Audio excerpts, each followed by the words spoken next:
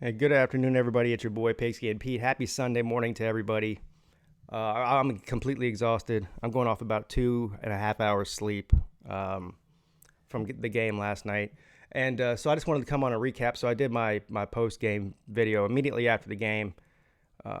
Giving my initial thoughts on the whole thing, and then I always expect to see people come in. And after every loss, every team fan base does this. They start blaming the refs or the injury or this or that. But I've never seen a level of delusion or crying the way that I'm seeing it right now. So this is going to be the last video I make about Ohio State game. Clemson is on to bigger and better things. We're going to play in a national championship game against LSU on January the 13th. So you guys can sit around and cry for the next few weeks about refs or whatever you want to cry about all you want. It's going to fall on deaf ears. Let's talk about the facts, right? Because people are pretending as if one of these calls or the other would have meant that Ohio State wins the game. First of all, I'll go ahead and tell you this right now. The targeting call, if you don't like the rule, change the rule. It was targeting. Period. The guy even said it on the TV as soon as it happened. He said he's going to get ejected for targeting. That's textbook targeting. Leading with the crown of your helmet, hitting a quarterback in the head or a player in the head with the crown of your helmet. That's targeting. Keep your head up. That's what they teach them to do, especially when you're going after the quarterback, because they're going to call on the quarterback more often than any other person. So anyway, it was targeting. The fumble or lack thereof, the incomplete pass is what they called it. By the letter of the law, it's an incomplete pass. He did not have complete control of the ball. Look, I don't know. I guess that's one of those ones that could go either way, but it is what it is. Here's the thing, though. I told you that Clemson was the better team, and now what people are telling me is Clemson's not the better team. The refs were on their side, or if it weren't for these bad calls, or if it weren't for this and if it weren't for that. Here's the reality. Ohio State had a 16-point lead in the first half. 16 points. They lost the lead. There's a reason that there's 4 quarters in a football game and not only 2. Because you've got to play tough for 4 quarters. You get 60 minutes, not 30. The only quarter in that entire football game that Ohio State outplayed Clemson was in the first quarter. The other 3 quarters all went to Clemson. Don't blow a lead that big and then complain about it. Not to mention, Ohio State had the lead with 4 minutes left in the game and allowed Clemson to run down the field in 4 plays, 90-something yards for a touchdown to take the lead. Then they had a chance to win it at the end of the game. And what happened? Turnover. Justin Fields has 1 turnover or 1 interception. He has not. By the way, he had 9 turnovers this year. He had 1 interception and 8 fumbles. To Trevor Lawrence's 8 interceptions and 0 fumbles. But anyway, he had 2 interceptions last night.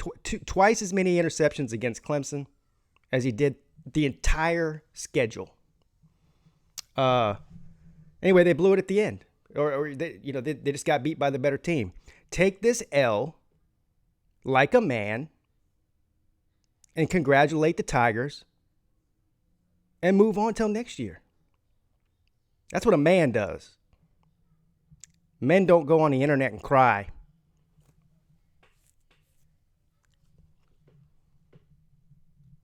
Trevor Lawrence is an absolute baller. Trevor Lawrence took this football game over.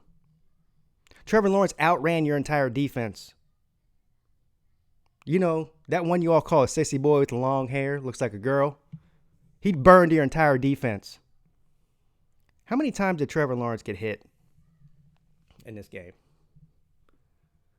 I don't know. I have to go back and look at the numbers. He was hit a lot. And he was hit hard a lot. And he took it like a man and put this team on his back and took him down the field to win when it mattered the most. Also, T. Higgins. Listen, I understand that J.K. Dobbins was banged up and had an ankle thing, and he pushed through it and like a real baller, and he was really impressive. But T. Higgins was our most elite outside weapon, one of our biggest weapons all year, biggest threats. He changes the way that defenses play you, especially when you have him and Ross on the field at the same time. Higgins is knocked out in the first half. He doesn't play the entire first half, comes back in the second half. But we didn't have him for an entire half. Justin Ross was banged up, had a shoulder problem in the second half. He stayed in and balled out. So all these players, they gritted. You know, they were tough. They gritted through it. And that's what champions do. Last but not least, the difference maker coming into this game, according to me and everybody else in the country, was your boy Chase Young.